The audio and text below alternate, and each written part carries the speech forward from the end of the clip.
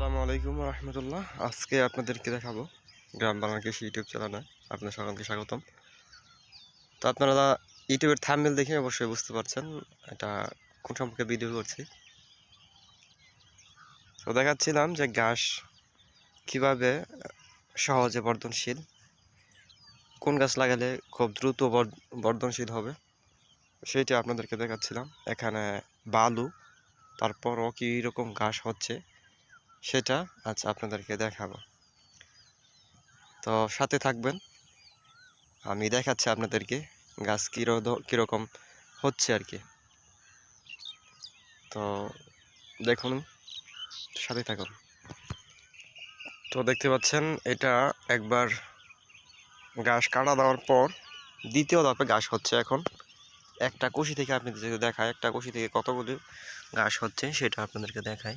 যে দেখুন, আমি যদি একটু গণনা করি তাহলে বুঝতে পারবেন। 1 2 3 4 5 6 7 8 9 10 11 12 13 14 15 16 17 18 19 20 21 22 23 24 25 30টার মতো হবে।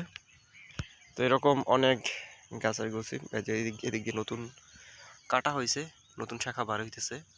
আর এখানে দেখতে পাচ্ছেন মাটি, আর এখানে আপনাদের মুরগির বীজটা ওইগুলা দিয়েছে যাতে করে খুব দ্রুতই বর্ধনশীল হতে পারে।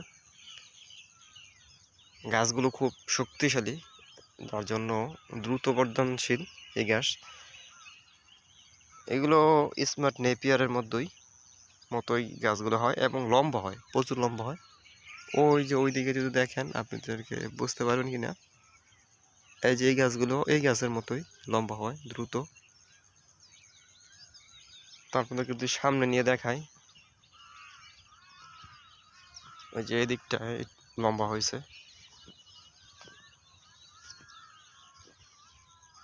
যারা মূলত গাছ করতে চান এই ধরুন গুটি আকারে কেটে কেটে ছোট করে কেটে তারপরে এই গাছগুলো লাগাইতে পারেন।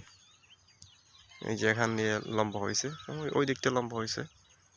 আচ্ছা, আপনাদেরকে দেখাচ্ছি।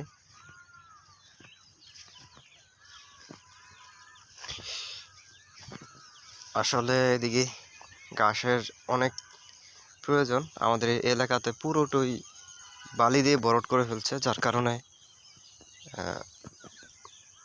গবাদি পশুর খাবারের সংকট, মানুষের খাবারের সংকট। মানুষ কীভাবে চলাচ্ছে এখন খুবই বলা বাহুল্য। এই যে আপনি যেটা দেখাই, এখানে কতগুলো কোশিশ আছে দেখতে পাচ্ছেন। এই যে এখানে কতগুলো কোশিশ আছে। তৃতীয় ধাপ যদি কাটা হয় তাহলে এই গাছটা আরও পরিপক্ক এবং আরও কুশি ছাড়বে। একটা গোড়া থেকে তখন 50টার মতো হবে আর কি। এরপর আরও বর্ধনশীল। চতুর্থ কাটার পরে তারপরে এটা আর কি শেষ হয়ে যায়। তারপরে পানি চানি দিলে অনেক দিন কাটা যায় এই ঘাস। এটা আমাদের 7 ফুট উচ্চতার পরে হবে, এটার উচ্চতা হয়। এরপরে ফুল করে দেয়, এর আগেই কেটে ফেললে ভালো। তো গবাদি পশুর জন্য, গাভীর জন্য এই ঘাসগুলি খুবই উপকার, এবং আর ষাঁড় গরুর জন্য এই গাছগুলো খাওয়ানো যায়। তো আপনারা, এই ছিল আজকের ভিডিও। তো আগামী 1 সপ্তাহ পর আবার ভিডিও দিব, কীরকম গাছগুলো লম্বা হয়েছে সেটা আপনাদেরকে দেখাবো ইনশাআল্লাহ। এই পর্যন্ত সুস্থ থাকুন, ভালো থাকুন। আমাদের চ্যানেল যদি নতুন হয়ে থাকেন তাহলে অবশ্যই আশা করব আপনি চ্যানেলটি সাবস্ক্রাইব করবেন। তো আল্লাহ হাফেজ, এই পর্যন্তই। Subscribe my YouTube channel.